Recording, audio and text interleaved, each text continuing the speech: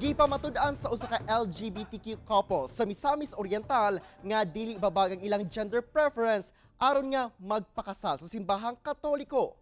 Atong sayron ang ilang istorya sa report ni James Paulo Yap. Gisilyuhan sa gay and lesbian couple nga sila Chiquita o Gabgab ang ilang paghinigugmaay human sila nagpakasal sa simbahang Katoliko sa Villanueva, Misamis Oriental. Kini taliwala pa man sa ilang pinasahi nga gender preferences. Bisan sa ilang prenup wedding photos, diin makita si Chiquita nga daw mao ang bride ug si Gabgab mao ang groom. Apan atol sa ilang kasal sa Our Lady of Guadalupe sa Villanueva, Misamis Oriental, si Chiquita mao gayoy mitindog nga groom ug si Gabgab blooming sa iyang wedding gown.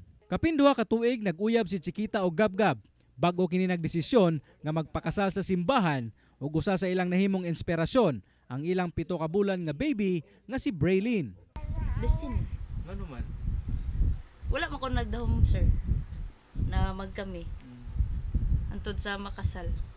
Destiny gud ako matawag kay wala man damhagod kay di ba may friends o ko kaila sa iyaha.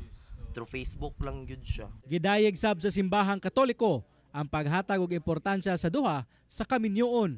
Mao man kana ang vocation sa marriage. It is not just only fulfilling human desires and love for one another, but ang ilang bukasyon mao man kayod ang ang procreation. Mamahimo silang co-creators of God's creation.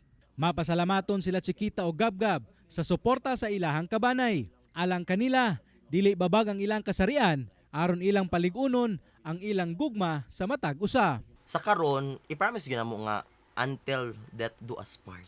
I-love og samot ang family siya. Ya, mag-respect siya usahay. Dayon, i-love pa sila gid siya. Kauban si Jaybert Pairat sa kamera. Ako si James Paulo Yap para sa One Mindanao.